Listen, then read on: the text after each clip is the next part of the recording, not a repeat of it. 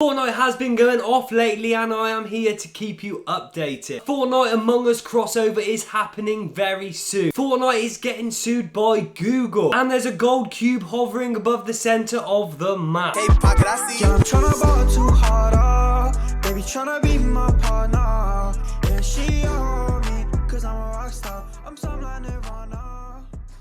Hey guys, welcome back to the channel. So there is a golden cube hovering at the center of the map and it's extremely mysterious. Fortnite Season 8 is all about the mysterious cubes scattered around the island and one of them is now acting very strange. The golden cube, which some players believe is the Queen Cube, slowly rolling around the island a few times per day, but now it's floating above the aftermath. And some players think they know what it is and some players think they know why. If you guys head into any match right now, you'll see the golden cube zapping the waters in the crater where the 0 point once floated. Data miners believe it's because the cube will soon form a brand new place of interest and they're calling it Cubetown. The golden cube has already been zapping the other large cubes around the island and creating smaller cubes, and now it seems its big renovation project yet is underway at the heart of the island. Well, why? No one really knows. One prominent community member has a beehive theory and believes the Queen Cube is essentially the Queen Bee. But even if the theory seems to fit aesthetically, it doesn't really examine why. Epic loves a mystery. AKO Fortnite News on Twitter had this to say: Fortnite beehive theory. Had to actually study how a bee society works, so I hope I have worded it as simply as possible. Read and I hope you enjoy. In the Operation Skyfire event, we witnessed the mothership full of thousands of cubes powering it. Between those, a golden one.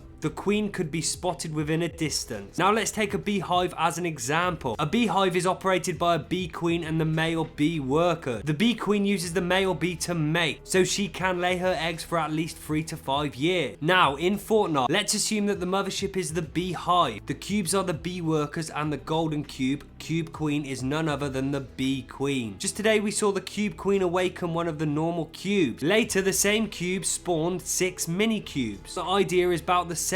The cubes operate like a beehive. Another thing worth mentioning is that the bee queen mates with the male bees, called air drones, while in the air, and we saw the cube queen awaken the normal cubes while in the air, which could also be a coincidence. How sick is that? Cubetown will be an awesome POI, and you bet I will be landing there sweating my balls off. I think it will be a cool addition to Fortnite that's long awaited. Imagine if Cubetown is tilted towers with a bunch of cubes scattered around. So guys, something we hate to see. Google says Fortnite's in-app purchase was a breach of contract and they sue Epic. Epic Games keeps piling up lawsuits with App Store owners. This time, Google is counter-suing Epic for breach of contract. Epic signed contracts with both Google and Apple, pledging to use the default payment system for in-app purchases. As part of its push for more open payment system, though, and to dodge each platform's 30% fee, Epic boldly pushes out updates to the Android and iOS apps that switch the payment processing from the platform's in-app purchases to Epic's in-house system. Google and Apple have both taken action as this was a breach of their App Store contracts with Epic. Apple sued and got its ruling last month. Epic was ordered to pay $3.65 million in damages, covering Apple's lost revenue from Epic's 3 months of self-powered payments. Following that ruling, Google wants its missing money too, and now it's countersuing Epic, hoping for a similar ruling. Google's suit reads: Epic breached the DDA agreement by submitting a version of Fortnite for publication on Google Play with a payment method other than Google Play billing for purchase of the in-app content. By doing this, Epic denied Google its service fee under the DDA for any purchasing made through the app outside of Google Play billing. Google continues: the users that downloaded the non-compliant version of Fortnite before its removal from Google Play are still able to use Epic's hot-fixed external payment mechanism to make in-app purchases, allowing Epic to evade its agreed service fee to Google for those purchases. Google argues that Epic has alternatively been unjustly enriched at Google's expense and is seeking restitution of its missing earnings and damages. Google's lawsuit also takes time to draw a bright light between Android and iOS, saying that unlike competitors like Apple, Google does not require Android users or developers to use Google Plays in order to download, install or distribute apps on Android, and that most Android phones come preloaded with multiple app stores.